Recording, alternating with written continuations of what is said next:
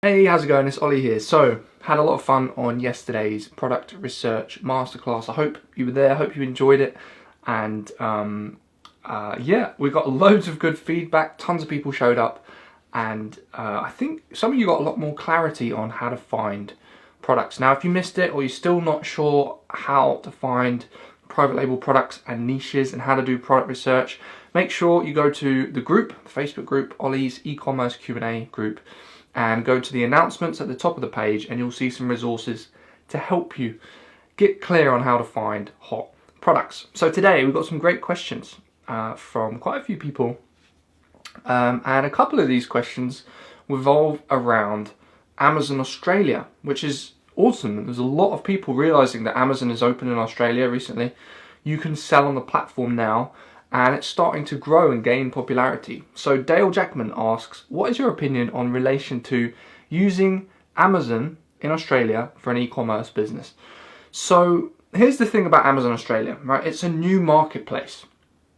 So what that means is there's huge pros to entering a new marketplace, and there's also some cons, right? There's some benefits and there's some things you need to be concerned about.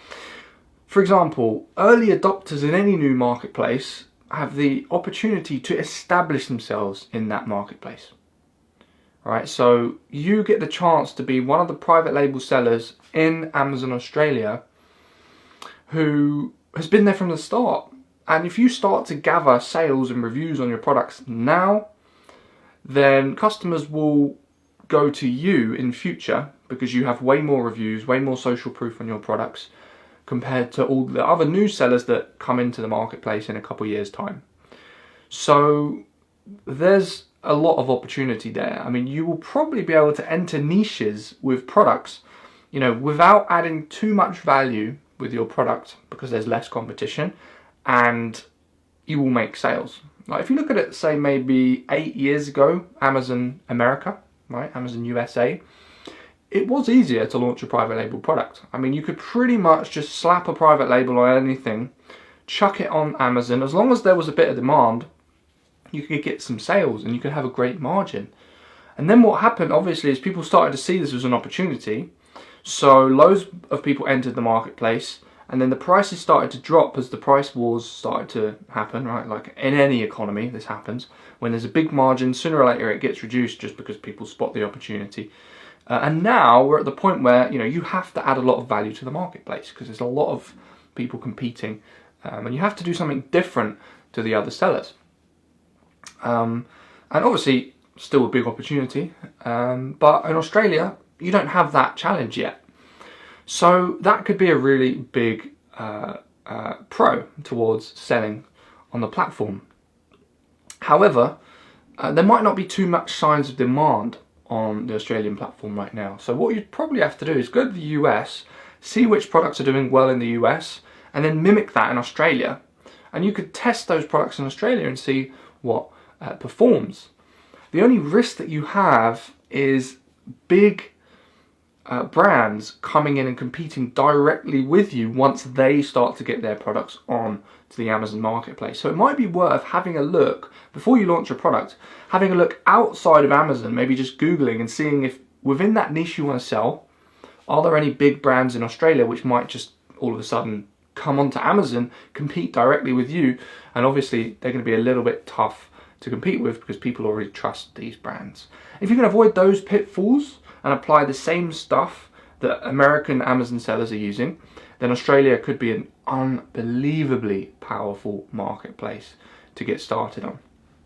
I think once it grows, it's going to be similar to the UK marketplace in terms of the way it looks, maybe a little bit smaller. I'm not entirely sure of the population numbers of Australia, but if you want to get an idea for how many sales are going to be generated on the platform, then have a look at the UK marketplace. Also, I have a feeling that Australia, Amazon will probably get orders from Asia as well because it's nearby, and that could add to some of the volume. So that could make it bigger. Alright, so Harj asks, hey Ollie, do you have to get pre-approved by Amazon to be able to sell in Australia as it's a very new platform? So as far as I'm aware, you don't have to. You just go to sellercentral.amazon.com.au. Okay, so sellercentral.amazon.com.au, and that takes you to the page where you can register to become a seller in Australia. I think you just have to click the register button, then the start selling button. You can either become an individual seller or a professional seller for, I think it's 50 Australian dollars per month.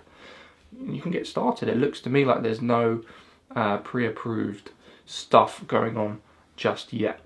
So yeah, go check it out, man. You could probably set up an account. Another thing you can do if you want to sell in from Australia and build a business from Australia is you could build a business in America, because there's a lot more products on the marketplace. You can do more accurate product research, and you could probably spot more opportunities in that marketplace.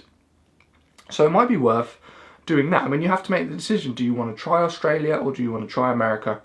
Both are viable, but yeah, you have to pick one and see.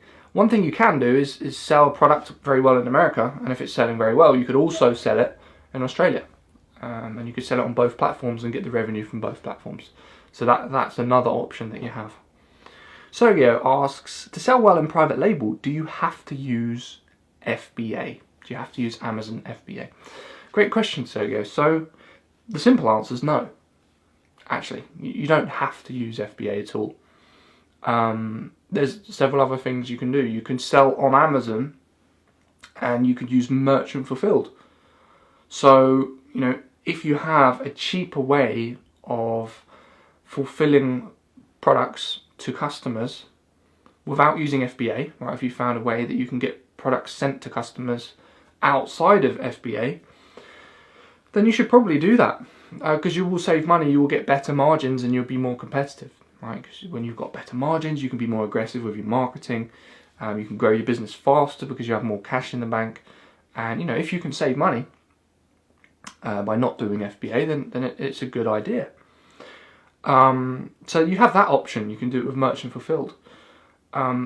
Also, you could build your own website and sell products on your own website. But again, remember, you're going to have your own storage, your own fulfillment. You have to ship stuff to customers and deal with all the customer service. And you'll have to build the site. You'll have to design it, have to make it look great. And you also have to send traffic to the site as well and make sure that that's happening profitably, whether it's advertising or whether you use SEO or content, or whatever it is, to drive traffic to the site. One of the great things about having your own website is you can keep your customers' information, right? So when they enter their email, you can put it onto an email list, and you can keep marketing to your customers and letting them know when you have new products coming out, and you can just keep in touch with them, build your brand, build a connection with them, learn more about your customers, and that becomes very, very, very lucrative. Like, having an email list is an unbelievably powerful asset. And what you can do is you can go into more advanced marketing strategies, like having a couple of products that you sell just to get the email address. So you could spend, I don't know, 10 grand a month on marketing, say on advertising. That 10 grand per month makes you 10 grand in sales. Okay, so you break even on these products, and these are like your front line of products. And all you do with that is to get the email addresses. And then what happens is, to get follow-up sales and to make your profit, send emails to your email list, whether it's a sale or a coupon or just announcing that there's a new product that you've launched. That will be where you recoup your profit.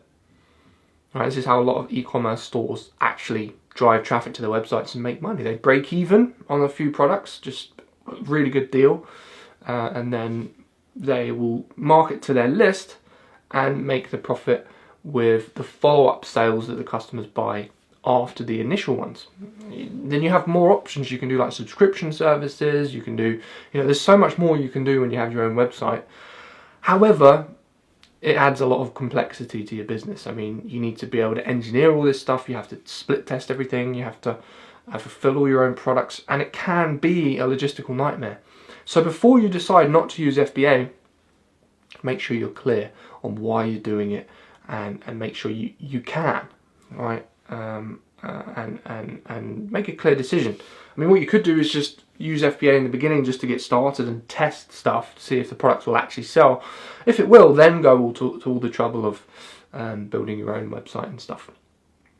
Tay Noel asks, what's the most important thing you need to know to keep your Amazon store popular and converting daily, other than just picking good products? So this is a great question because so many new sellers just focus on which product to pick, when of course that's only a third of the business. Okay, so there's 3 areas to your business. First area is product research. Okay, it's about a third of the business. Second area is sourcing. Okay, so finding suppliers, getting good rates on shipping, make sure you're adding value to the marketplace with your product, modifying designs, adding the logos on, etc, etc. The third area is marketing. So getting products to sell, giving products away for free in order to boost your product ranking, using advertising, getting products ranked, creating a really fantastic listing and understanding what your customer really cares about and putting that information on the listing. It's surprising so many sellers don't understand their niche and don't understand why their customers really use their products and what they really care about. If you don't know what your customers really care about, you can't write a good listing because the information won't be there and they won't be convinced to buy it. So this is all the stuff you need to know other than finding products, right? So you've got product research, sourcing, and marketing. And each of these 3 things is equally as powerful as the next.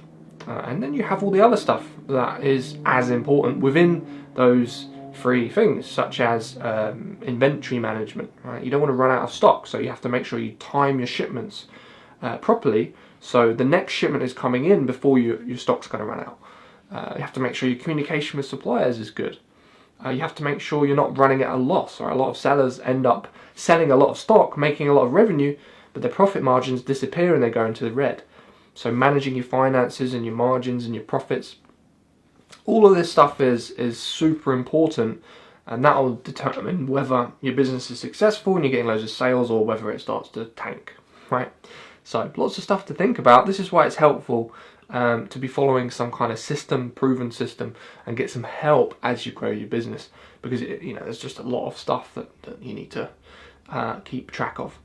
Awesome. All right, guys, so some great questions today. Really enjoyed answering them, and it's really nice to speak to some sellers who want to launch in Australia as well, and I encourage you to do it and try it, at least on a small scale, because it will be a very lucrative opportunity. All right, thanks so much for watching this video. If you've got any questions, comment below and I'll get to them on a follow-up video. And if you're watching this video outside of the Facebook group, look for a link below or above the video, and you should be able to click on it and you'll be able to join the group. And as you enter the group, you'll be asked to ask a question. Right, you can leave a question there, and once you've asked a question, then I'll approve you to join the group, and then I'll answer the question on one of these videos. All right, thanks so much for watching the video, and we'll speak very soon.